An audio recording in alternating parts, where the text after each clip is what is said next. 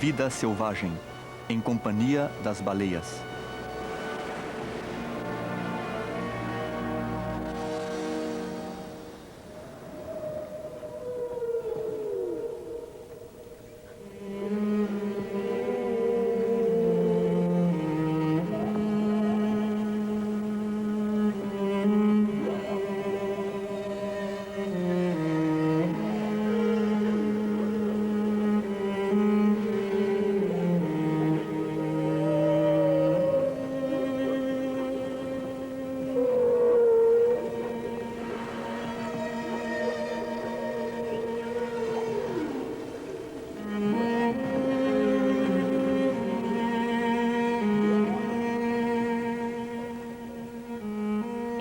Em 1967, um grupo de cientistas norte-americanos que trabalhavam em um barco nas Bermudas chegou a algumas fascinantes conclusões sobre esta estranha música do mar.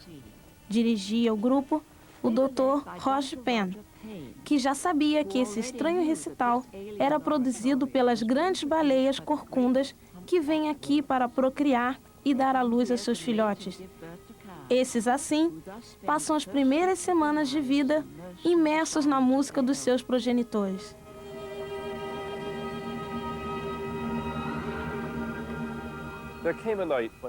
Uma noite, escutando com fones auriculares, pude ouvir a música das baleias, ressoando pelos abismos. As áreas, as cantatas e os recitativos emanavam do oceano, e me dei conta de que era música.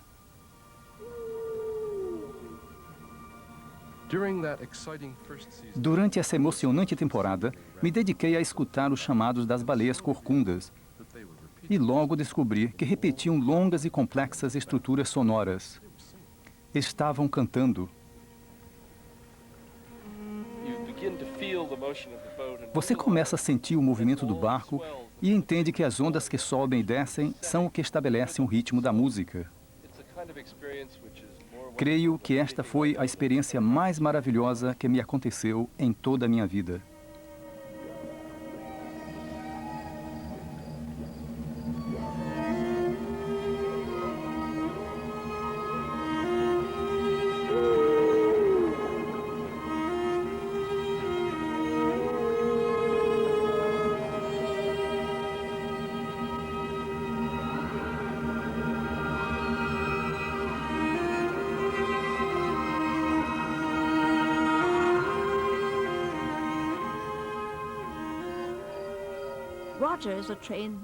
Roger é um músico experiente e, quando comparou a estrutura da música das baleias com a música humana, descobriu que se tratava de uma exibição vocal não humana jamais conhecida. Assim como um cantor, quando uma baleia corcunda repete sua música, não altera o ritmo. As baleias corcundas parecem ter em mente a estrutura global das suas músicas. Parecem ser conscientes delas.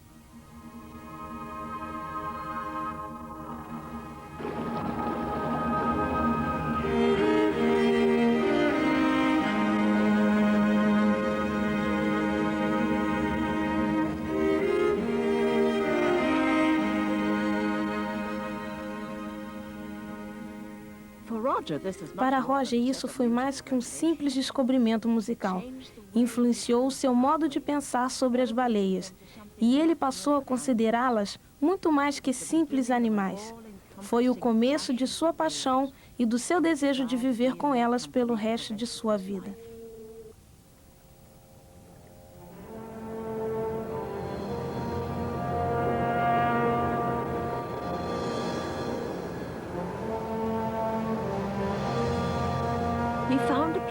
E encontrou o lugar adequado, quase no fim do mundo, na Patagônia. Ali, tem uma baía praticamente isolada, onde vivem as baleias francas, as baleias dentadas mais difíceis de serem encontradas.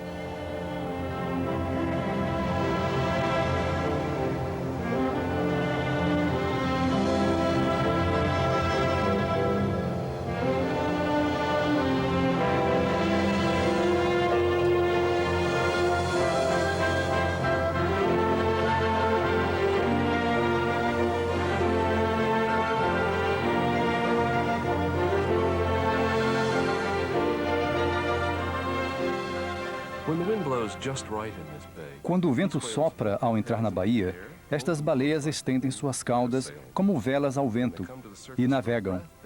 Quando emergem para respirar, saltam com o vento de trás. Estes e outros modos semelhantes de comportamento nos permitem supor que navegam por simples prazer.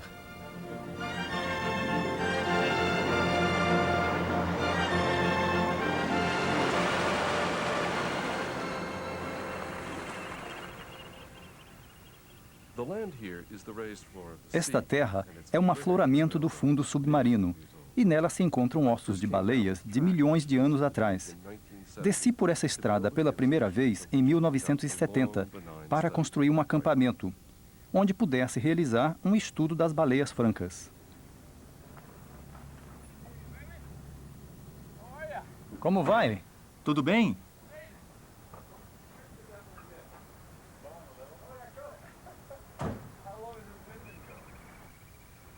Que bom lhe ver de novo.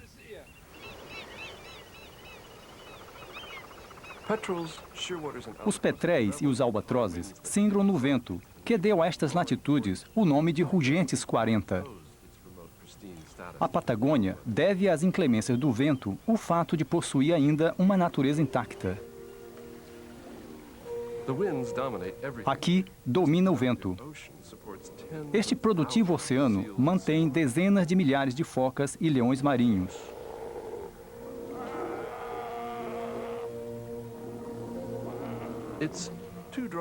É excessivamente seco para as árvores e só os pequenos arbustos sobrevivem.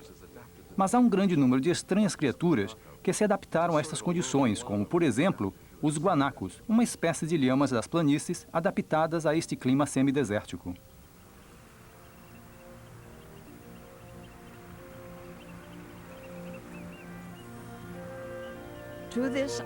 Neste paraíso virgem, onde os animais não temem as pessoas, Roger vinha todos os anos com a sua família.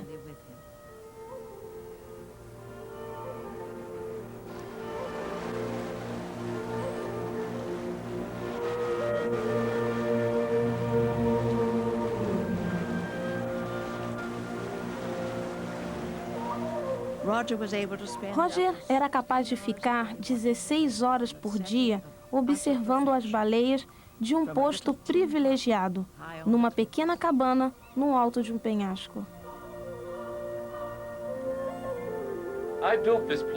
Adotei este lugar há anos, há uns 20 anos. Todos os anos vim aqui com minha família e vi meus filhos crescerem com as baleias. Eu os vi em caiaques perto das baleias e os vi de noite com um leão marinho empurrando pela popa a toda velocidade. Assim, esse é o lugar onde eu cresci, onde as baleias cresceram e onde meus filhos cresceram. É o lugar que eu mais amo. Quando venho aqui, experimento uma sensação de afinidade com estas baleias que não sinto em nenhum outro lugar do mundo.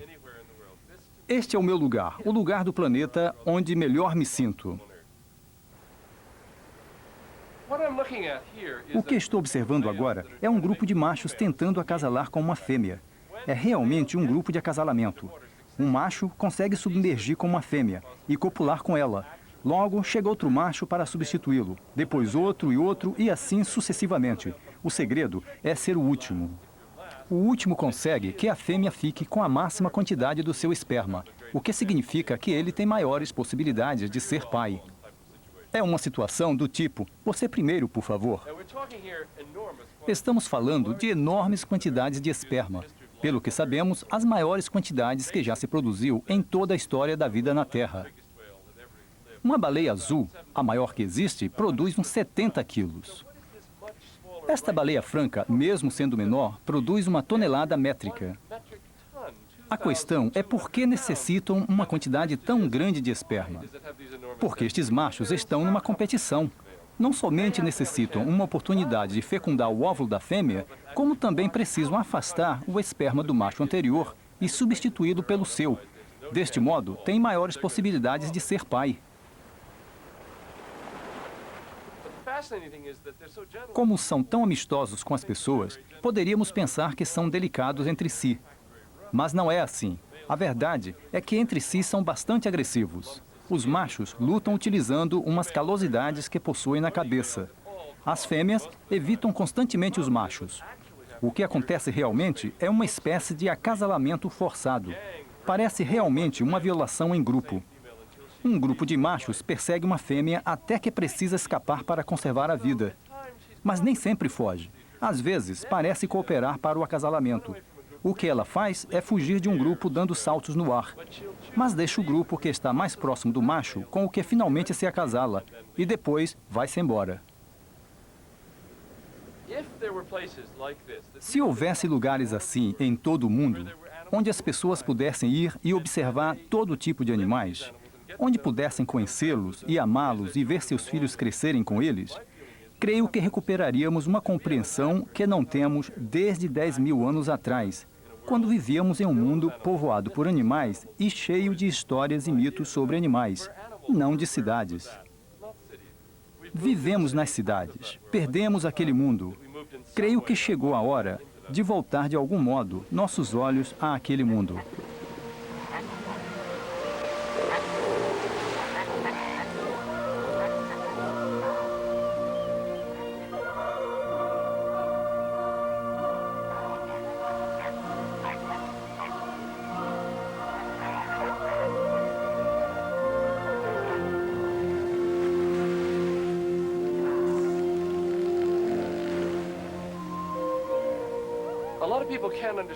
Muita gente não compreende para que necessitamos da natureza virgem.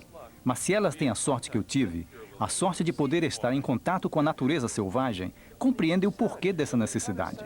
É a necessidade de equilíbrio, um equilíbrio que nos está vedado se vivemos na cidade, porque só existe nesse tipo de meio.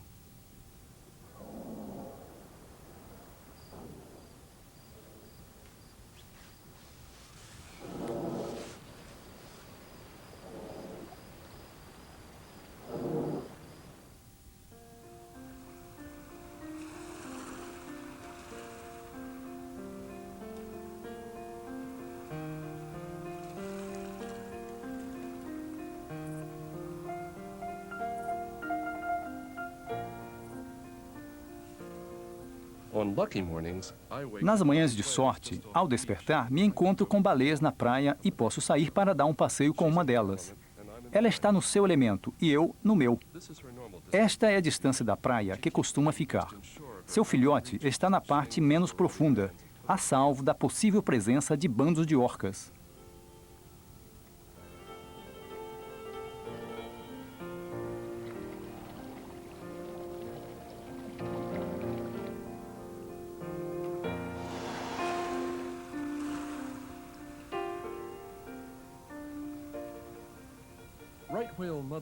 As mães francas cuidam muito dos seus filhotes e, quando este é ainda jovem, o conservam sempre junto a si.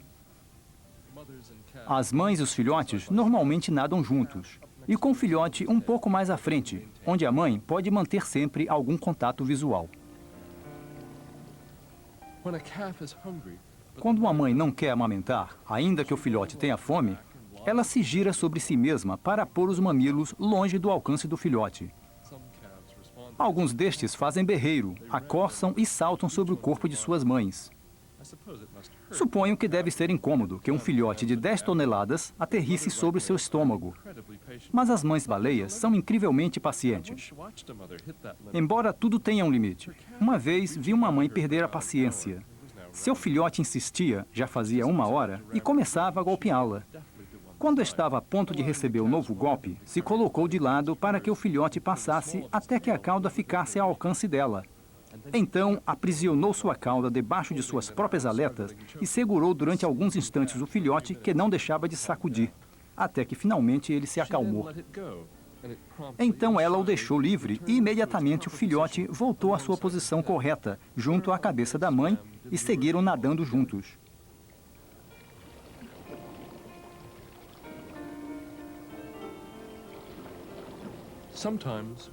Às vezes, quando nadam juntos, o filhote fica um pouco para trás, perto da cauda da mãe. Quando isto acontece, a mãe vai tocando o filhote com a cauda, para garantir que ele continua ali.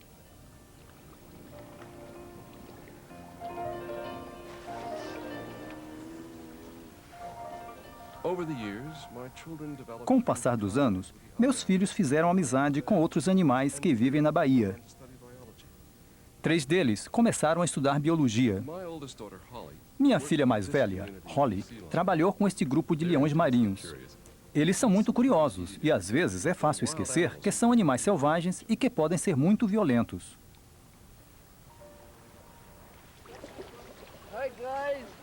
Oi, amigos, tudo bom com vocês? Vamos, venham aqui. Não tenham medo. Vamos, venham aqui. Vamos, venham aqui. As focas que vivem na Península Valdez têm uma estrutura social completamente diferente das baleias francas. Os machos das baleias francas são menores que as fêmeas, enquanto que entre as focas, os machos são muito maiores. São verdadeiros brutos que amedrontam as pequenas fêmeas. Sua cabeça leonina fez com que recebesse o nome de leões marinhos. Na península, há também muitos grupos de morsas deitadas nas praias, como grandes almofadas, durante a temporada de acasalamento. Quando pequenos, os machos brincam de lutar entre si, mas quando crescem, tornam-se agressivos e enfrentam todos os intrusos, sejam focas morsas ou um fotógrafo, com um dos mais fortes rugidos guturais do reino animal.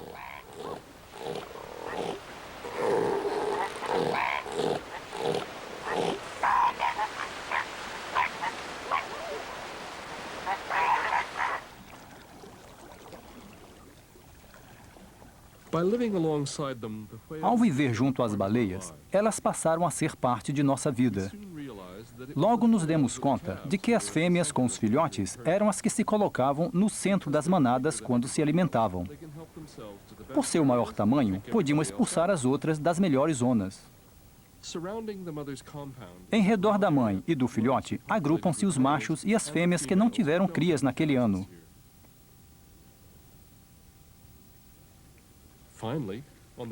Finalmente, nos extremos do grupo, estão os quase adultos, os adolescentes. Estas são as baleias mais valentes e as que, com maior frequência, se aproximam dos barcos. O resto das baleias costuma ignorá-las. Nós as chamamos as rebeldes e parecem entediadas e com vontade de se divertir. Provavelmente por isso se aproximam dos barcos. Às vezes, quando se aproximam de um mergulhador, passam repetidamente por cima dele. É um momento impressionante quando se está debaixo.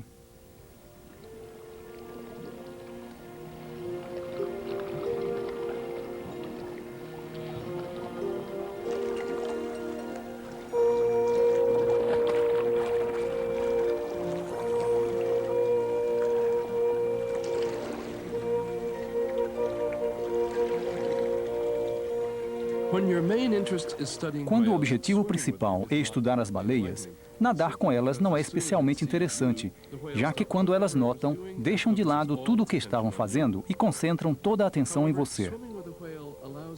De qualquer forma, ao nadar com uma baleia, podemos observar seu aspecto e seu estado geral como não é possível de nenhuma outra forma. A maioria dos adultos não demonstram nenhuma curiosidade pelos nadadores, por isso é difícil avaliar seu estado. Os adolescentes são distintos, são curiosos e amigáveis, e às vezes ficam horas com um nadador.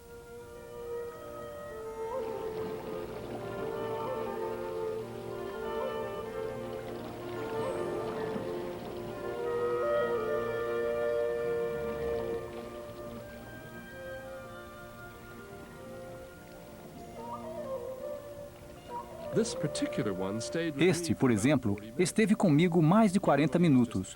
Não conseguia me manter à sua altura, nem sequer quando se movia sem mexer a cauda. Quando eu ficava para trás, ele voltava fazendo um círculo e se colocava debaixo, para que eu subisse nas suas costas. Mas nunca me tocou, nem eu a ele.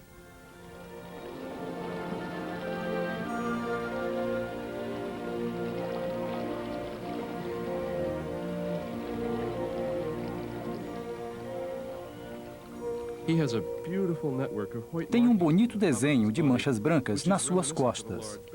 Não é muito frequente encontrar essas grandes manchas brancas no lombo de uma baleia.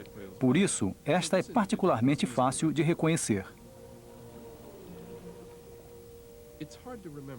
É difícil acreditar que uma baleia deste tamanho é apenas uma baleia jovem, de 10 metros, frente aos 15 ou 20 a que podem chegar quando adultas.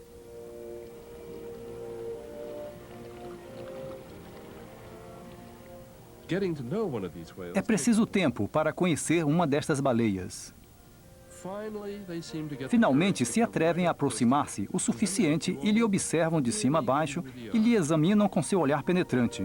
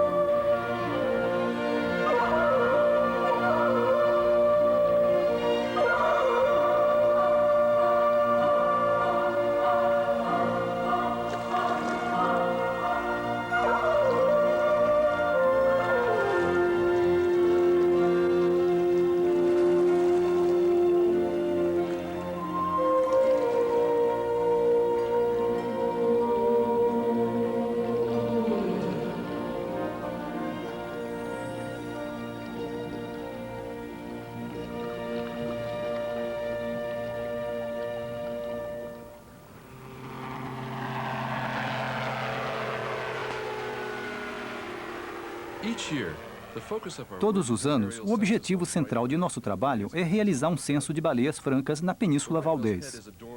A cabeça da baleia franca é adornada com um desenho de manchas brancas de calosidades da pele. Estes desenhos são fotografados para poder identificar cada baleia. Em 1990, utilizamos pela primeira vez um ultraleve para tirar fotografias. Agora podemos reconhecer mais de 1000 indivíduos, graças às suas marcas distintivas, e podemos seguir seus deslocamentos, que às vezes podem ser de mais de 2000 quilômetros. As fotografias anuais são enviadas ao Instituto de Conservação de Baleias de Boston, onde meu colega Vic passa o inverno identificando as baleias. Há 5 grupos diferentes de baleias francas no Atlântico Sul. Cada grupo segue sua própria rota migratória. Este é um filhote com manchas brancas. É o filhote da baleia 7175. E aqui está próximo ao Porto Pirâmides. Sempre teve filhote com manchas brancas. Teve outro em 1990. Este é o seu filhote de 87. E aqui está o de 90. Tem uma pequena mancha na aleta. Sim. E, por último, esta, que é a melhor. É uma baleia que fotografamos em 1990 no Brasil. Creio que é a mesma que... Olha, compare as calosidades com esta outra.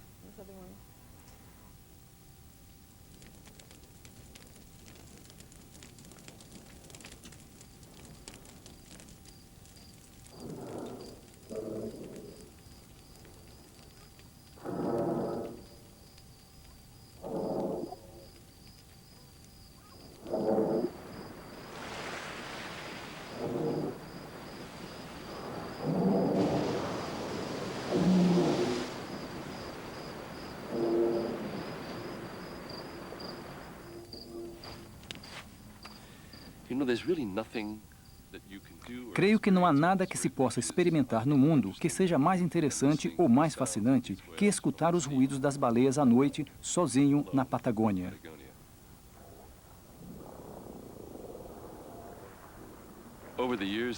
Durante anos, pude fazer isso e aprendi o suficiente para pensar que capto pelo menos uma parte do que estes animais transmitem uns aos outros.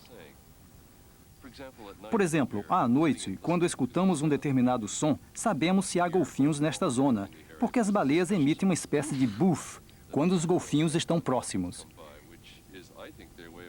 Creio que este é o seu modo de dizer, fora daqui, fora. As baleias também emitem um som característico quando se juntam para formar um grupo de acasalamento. Um som bastante suave.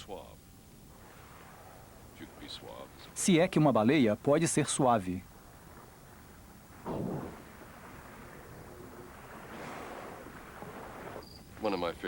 Um dos meus favoritos é um grito. Soa mais ou menos assim. E ecoa nos penhascos. As gaivotas também entendem. Durante anos, tive ocasião de fazer isso. Aprendi o suficiente para pensar que compreendo pelo menos uma parte do que dizem esses animais, uma pequena parte. Mas é algo que estabelece um vínculo entre este mar e esta terra.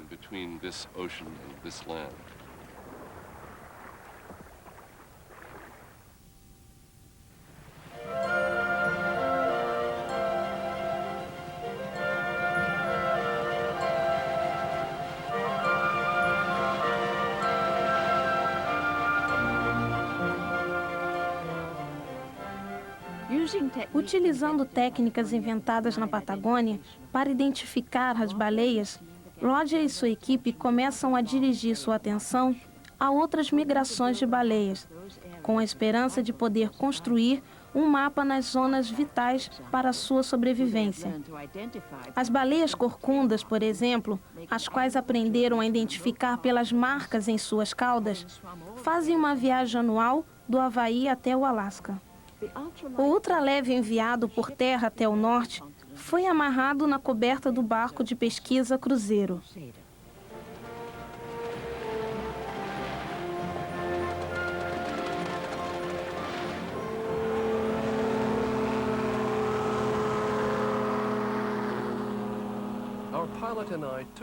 O piloto e eu decidimos fazer um voo de prova para verificar se tinha resistido à viagem de 15 mil quilômetros e para ver se tínhamos a sorte de encontrar alguma baleia.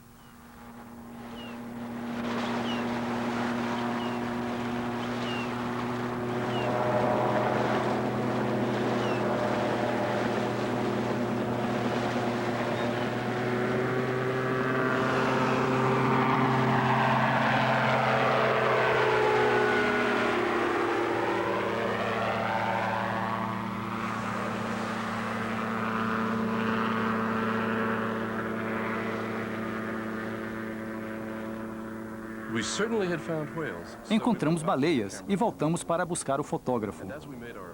E quando estávamos quase chegando, não aterrissamos exatamente como pretendíamos. Embora o ultraleve não tenha resistido ao acidente, nós sobrevivemos e continuamos nossa procura por baleias.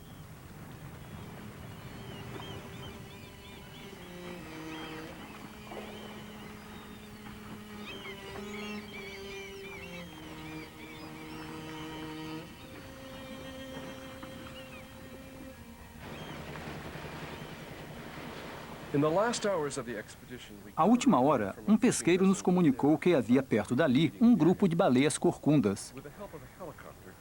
Com a ajuda de um helicóptero, pudemos observar esta festa habitual em que as baleias corcundas engoliam cardumes inteiros com umas mandíbulas que se abriam até 3 metros.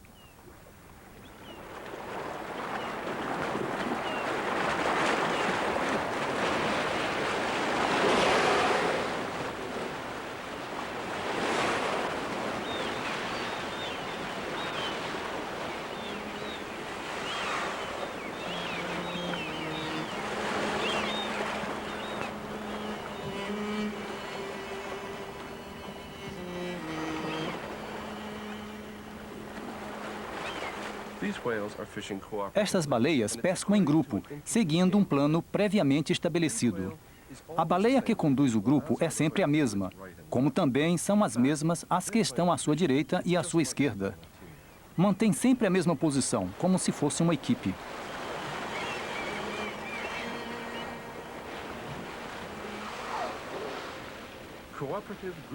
Esse tipo de comportamento cooperativo é provavelmente a melhor prova de que estes animais são inteligentes.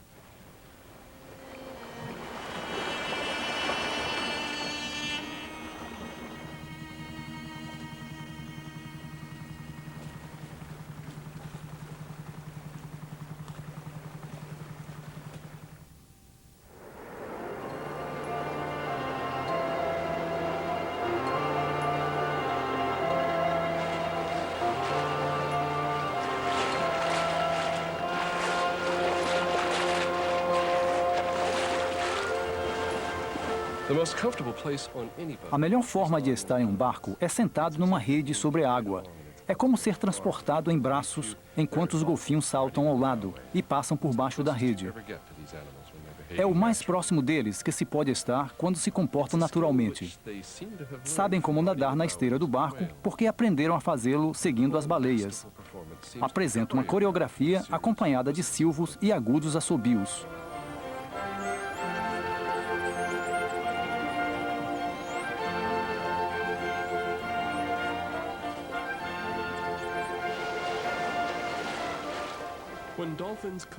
Quando os golfinhos se aproximam do barco, todos ficam de bom humor. Sempre foi assim. Os marinheiros antigos diziam que os delfins traziam boa sorte. Quando se navega pela noite e eles seguem a esteira do barco, podemos saber que estão ali porque podemos escutar os ruídos que fazem ao subir à superfície e correr à proa para observá-los. Uma vez vi os golfinhos seguindo a esteira de um barco em um mar cheio de luminescências. Brilhavam enquanto nadavam e deixavam ondas de fogo por onde iam. Eu estava deitado nas redes, olhando o casco do barco e admirando o verde brilhante que adquiria, quando, igual a dois cometas, surgiram por baixo de mim, sopraram uma ou duas vezes e desapareceram. Foi uma das imagens mais fugazes e fascinantes que já vi.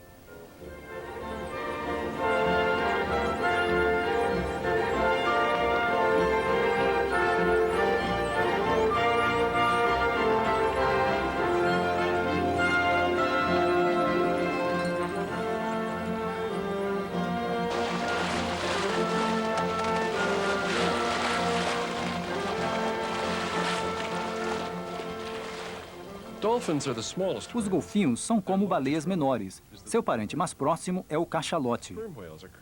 Os cachalotes são criaturas que podem atingir 20 metros de comprimento e possuem o maior cérebro que já existiu em toda a história da vida sobre a Terra.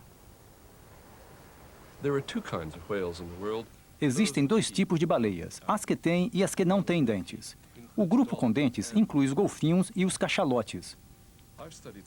Estudei os cachalotes em diversas partes do mundo e me interessa particularmente sua maneira de utilizar o som para se comunicar e para caçar. Quando Pen ainda era um jovem cientista, sua primeira experiência foi lançar pequenas pedras onde voavam os morcegos, para ouvir os ruídos de localização que emitiam. Eu, em vez de pedrinhas, lançava grandes pedras diante dos cachalotes para ouvir os seus sons, que não são outra coisa que uma versão mais lenta do sonar do morcego. Pudemos escutar os ruídos de caça das baleias, mas falta saber ainda se realmente estavam dirigidos às pedras ou não.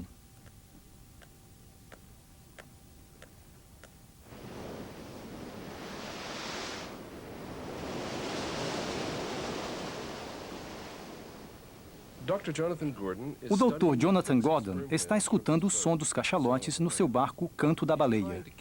Está tentando contar os cachalotes presentes nesta zona através dos sons que emitem. Esses sons provavelmente são utilizados por eles também para se localizar entre si.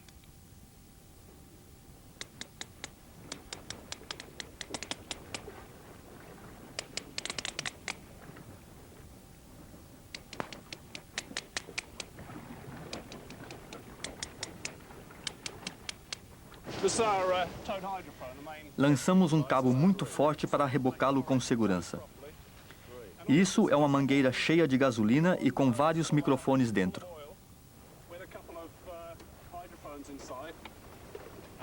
Com isso, podemos ter uma ideia aproximada de onde estão as baleias.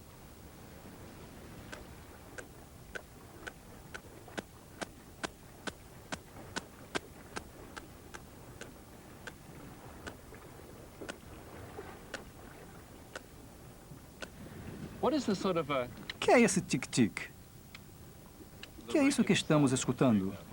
Acho que o que estamos ouvindo é o ruído que emitem quando mergulham profundamente para se alimentar. Pensamos que esses tiques regulares são uma espécie de eco de localização geral. De vez em quando, acho que acabamos de escutar se houve um guincho. Sim, é verdade. Creio que significa que estão se aproximando de sua presa ou simplesmente utilizam como uma forma de localização mais exata. Sim, outro dia, quando estávamos perto deles, escutamos algo muito rápido assim. O que significa isso? Acho que esses tiques rápidos são uma forma de localização. Os ouvimos com frequência quando a baleia está na superfície e observa o barco. Ou quando estamos nadando e a baleia se aproxima emitindo esses ruídos. Então não é um ruído de agressão? Creio que se estivessem se comportando com agressividade, também emitiriam esses mesmos ruídos.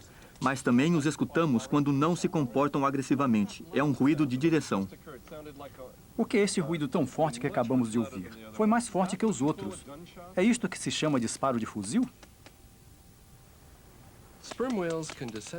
Os cachalotes podem descer a mais de 1.200 metros. Aí, no abismo, é onde encontram suas presas, que incluem 2 espécies de lulas gigantes. Uma teoria afirma que os cachalotes emitem sons de alta frequência para atordoar suas vítimas. Estes sons são os que se denomina disparos de fuzil. Uma vez, um colega meu foi expelido para trás quando escutou este ruído emitido por um filhote de cachalote e quase desmaiou. Quem sabe o que teria acontecido se, em vez de um filhote, fosse um adulto?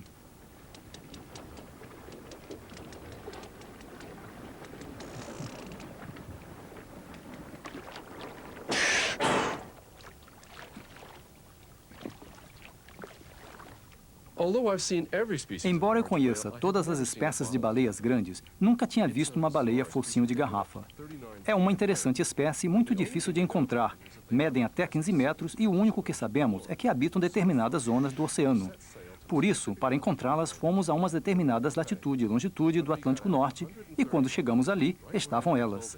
Justamente onde nos haviam dito que estariam.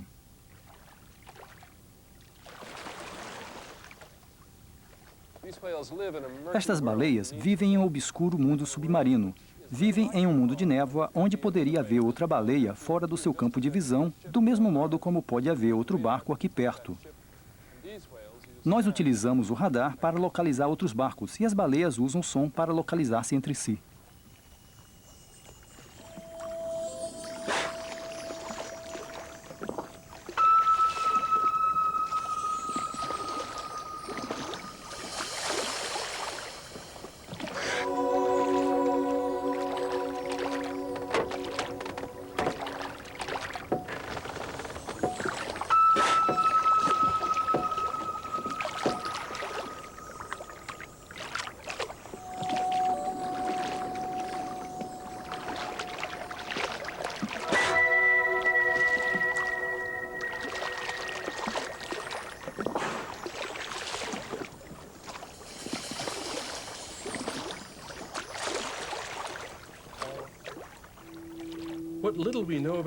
O pouco que sabemos sobre esta espécie de baleias parece indicar que vivem em grupos familiares ou de estreitos vínculos sociais, um comportamento que está relacionado com a inteligência.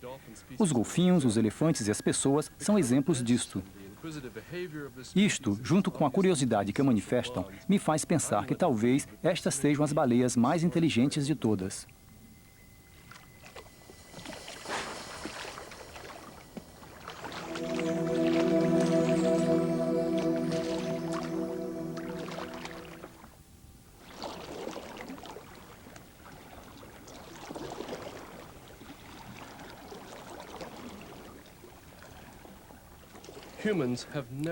Os humanos não levamos à extinção como uma espécie de palavra de ordem por todo o mundo, mas quase conseguimos extinguir as baleias francas.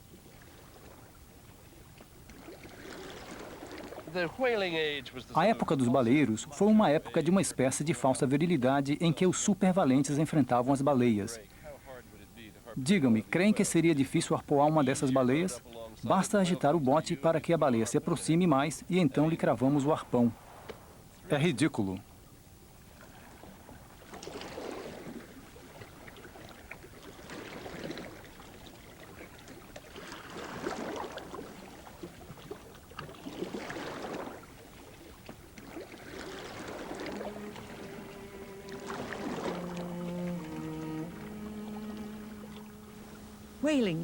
A caça de baleias foi uma etapa importante para a Revolução Industrial e Comercial dos Estados Unidos.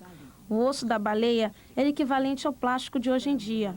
O óleo de cachalote iluminava um mundo que ainda não refinava petróleo e era utilizado como lubrificante para as primeiras máquinas industriais. Só era considerado útil os ossos, o óleo e a banha. Os barcos baleeiros norte-americanos singraram todos os mares e acumularam uma grande fortuna para a Nova Inglaterra. O óleo de uma única baleia permitia recuperar todos os gastos que exigia um barco, sendo que muitos regressavam com 40 vezes este valor. A princípios deste século, quando se filmaram estas imagens, a vida a bordo de um baleeiro era incrivelmente dura e separava os homens de suas famílias durante muitos anos. Muitos perderam a vida no mar porque, provavelmente, nenhum dos homens deste filme sabia nadar.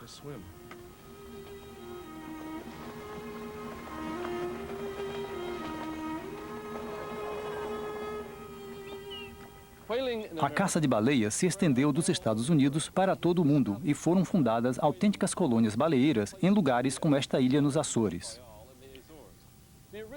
As estações baleeiras originais nos Açores eram uma espécie de barcos modificados, barcos plantados em terra firme, como esta construção. Esta engrenagem servia para fazer girar a baleia dentro d'água para que soltasse a banha. Esta se cortava em cubos, os cubos eram introduzidos nesta máquina, que por sua vez os cortava em lâminas finas chamadas folhas de bíblia.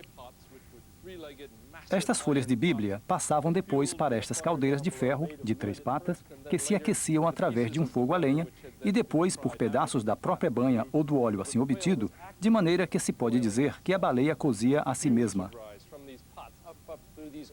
A fumaça subia e saía pelos buracos do teto.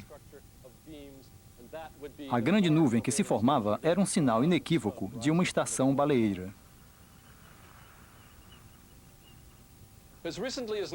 Há relativamente poucos anos, em 1968, quando estive aqui pela última vez, esta baía estava cheia de baleias. Nesta rampa havia uma enorme piscina de sangue. O sangue das baleias que estavam sendo despedaçadas ali em cima corria por todas as partes. Estavam processando cachalotes. Arrastavam as baleias por esta superfície escorregadiça, coberta de gordura e cera, até aqui, onde ficavam os ganchos na baleia. Cortavam grandes pedaços da gordura e os levavam à caldeira, onde os convertiam em óleo. Não se perdia nada, só a baleia. Com o auge da caça às baleias, as estações se industrializaram. Os barcos baleeiros foram equipados com enormes câmaras frigoríficas, que podiam preservar, em blocos de 10 quilos, enormes quantidades de carne de baleia da Antártida para serem consumidas no Japão. As baleias não tinham escapatória. Mas em 1975, uma pequena organização canadense chamada Greenpeace fretou um barco e zarpou para enfrentar os baleeiros em alto mar. Os baleeiros eram barcos rápidos e tão potentes que, mesmo levando 4 baleias mortas, podiam deixar para trás o barco de Greenpeace. Os ecologistas, porém, eram decididos. Os baleeiros jamais tinham visto algo semelhante. Os integrantes de Greenpeace arriscavam suas próprias vidas abordando os barcos em alto mar. Alguns chegavam a interpor suas lanchas infláveis entre as baleias e os arpões. A caça às baleias nunca voltaria a ser a mesma.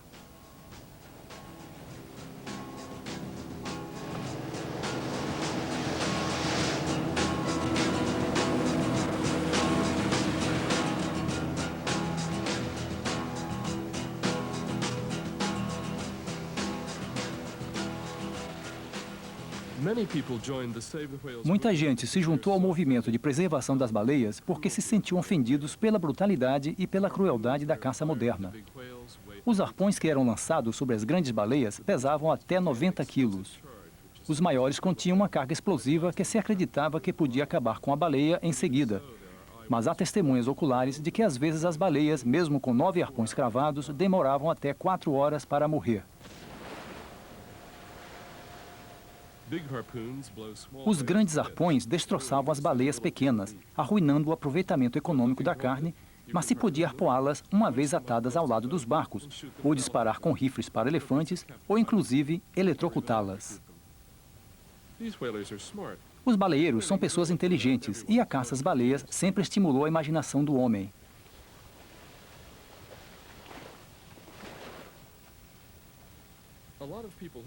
Muita gente pensa que organizações como Greenpeace buscam exageradamente o confronto. Não tenho certeza de que as baleias tenham esta mesma opinião, e comparados com os baleeiros, os de Greenpeace são mendigos.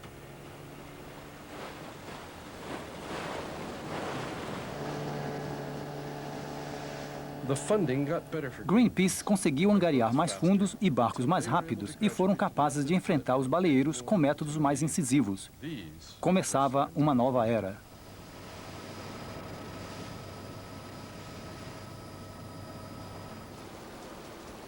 Não pesquem baleias, voltem. E agora damos as boas-vindas ao especialista em baleias, Dr. Roger Payne. Muito obrigado, vocês são maravilhosos. O mundo compreendeu o dilema e o movimento cresceu. Eu me meti numa interminável série de reuniões e manifestações com um único objetivo. Muitos outros cientistas começaram a unir-se à Comissão Baleeira Internacional e conseguimos ganhar tempo. Conseguimos até uma moratória para a caça às baleias, ainda que não acredito que dure muito tempo. As baleias estão enraizadas em nosso imaginário coletivo. E eu lhe disse que os nossos filhos não vão gostar de viver em um mundo sem baleias. Creio que isto seria uma loucura.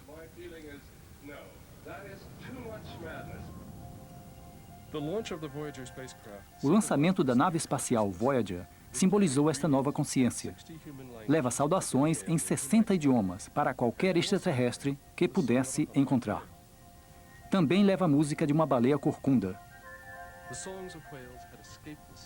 O canto das baleias saíram do mar, conquistaram o coração dos seus antigos inimigos, os homens, e embarcaram numa viagem que os levará por toda a galáxia.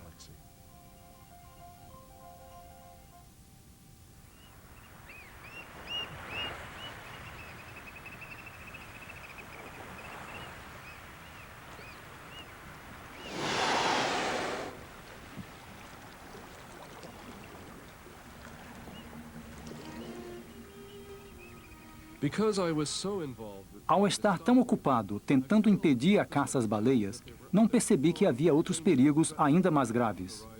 Alguns deles ameaçam a humanidade inteira. Todos os nossos esforços por salvar as baleias terão sido em vão se não conseguimos evitar estes desastres. À medida que fui compreendendo a gravidade da situação, também percebi que a luta por salvar as baleias está apenas começando.